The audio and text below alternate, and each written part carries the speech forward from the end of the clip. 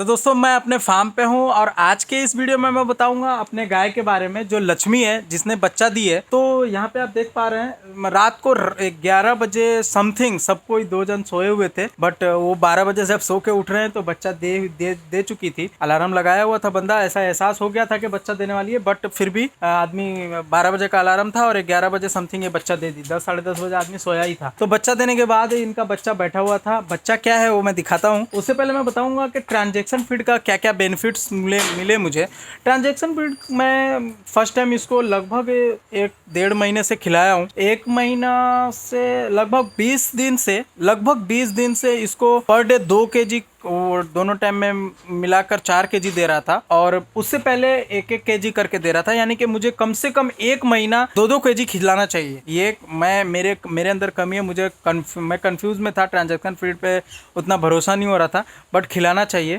इसका मेरे को क्या फ़ायदा हुआ मैं बताना चाहूँगा। मैं बैक कैमरा करता हूँ, फिर आपको थन की बनावट जो क्लियरिटी है वो दिखेगा, तब पता चलेगा कि क्या है। तो उससे पहले कहूँगा अगर हमारे चैनल पे फर्स्ट टाइम आया है तो हमारे चैनल को सब्सक्राइब कर लें। सुबह का वक्त है और साथ में बेल आइकन भी दबा दें। यहाँ पे मैं बैक कैमरा करता हूँ। तो मैं बात कर रहा था ट्रांजैक्शन फीड का। ट्रांजैक्शन फीड का मुझे इस बार अगले बार के अभी कुछ मेरे पास फोटोज़ है जो मैं आपको इसके स्क्रीन पे अभी जो दिख रहा है वो फोटोज पिछले बार का है जितना थन बनाई थी। इसमें से इस थन से अभी समथिंग मैंने मॉर्निंग में जब ये बच्चा दी 11 बजे और समथिंग 12 बजे उठ गया था बंदा। लगभग 2 बजे के करीब में इसका दूध लगभग 2 से 2.5 kg दूध इसको ही खुद पिलाया गया निकाल कर, क्योंकि मेरे पास जेर गिराने का कोई यूट्राइन था नहीं। मैं बोला था लाने के लिए, बट वो बंदा भूल गया भाई, लाया नहीं। इसके कारण जो आपका दूध है ना, फर्स्ट वाला दूध आप 2-2.5 kg पिला देते हैं तो जेर गिरा देती है, ऐसा लोग बोलते हैं और कुछ बहुत सारे लोगों ने किया भी है। तो मैंने वही सोचकर पिला दिया। 5 बजे जेर गिराई है, यानी 5-6 घंटे में इसने ऑटोमेटिक आसानी से, कोई कुछ खिलाने की जरूरत नहीं है। मैंने धान खिलाया था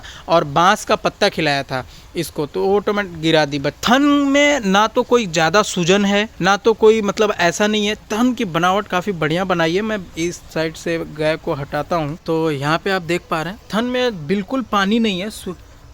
जो सूजन हो जाता है ना, वो सूजन इसके अंदर नहीं है। तो ये ट्रांजैक्शन फीड का ही कमाल है। थन की बनावट मुझे पिछले बार से बढ़िया लग रहा है।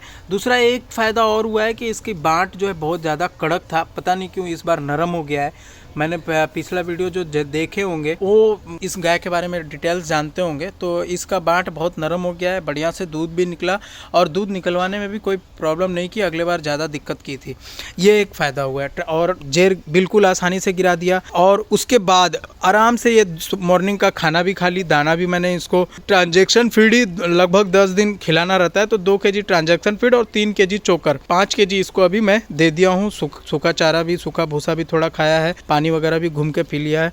अभी बांधा इसलिए गया है कि बार बार बच्चे की ओर जा रही है। बच्चा जो घर में बंधा है, बच्चे के रूम जो है जिसमें आदमी भी सोता है और बच्चा भी है। अब बताना ये एक चैलेंज होता है हर नए फार्मर को, 1 साल के अंदर बच्चा लेना। ये पिछले बार 6 तारीख को बच्चा दी है फरवरी में, और इस बार 8 फरवरी को इसने बच्चा दी है। नए फार्मर यहीं पे एक कमी करते हैं, जैसे कि मेरे पास 4 गाय था और 3 गाय प्रेग्नेंट हुई और तीनों गाय इस महीने में बच्चा दे देगी।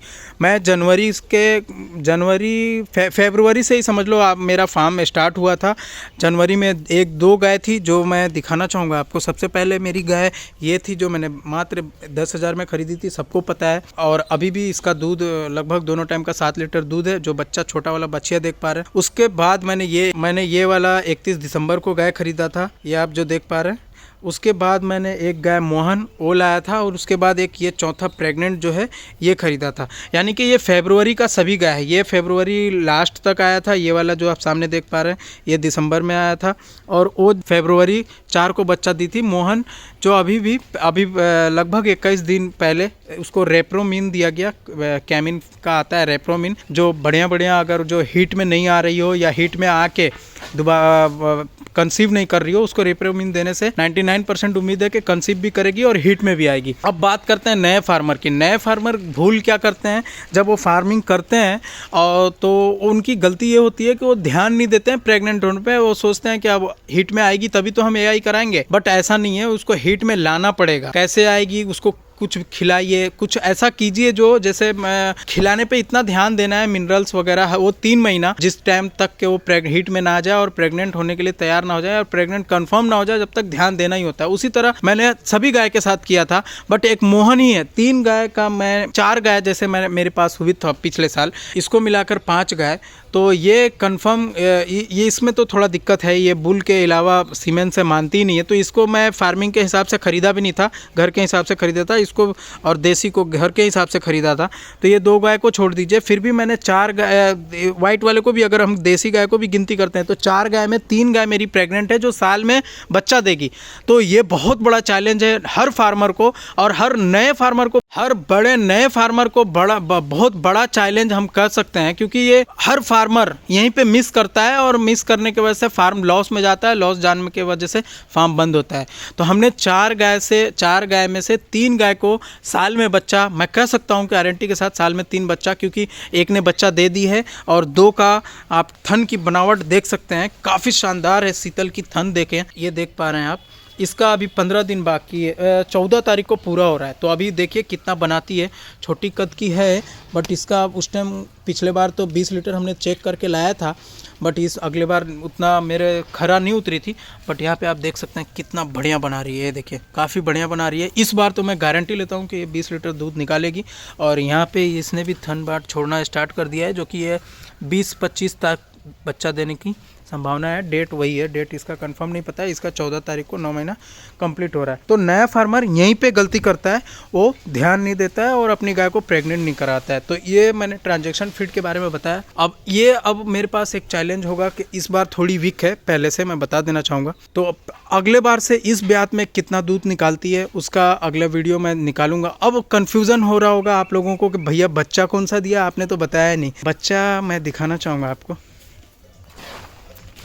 यहाँ पे ये देखिए खुला है, ये भी बैठा पड़ा है।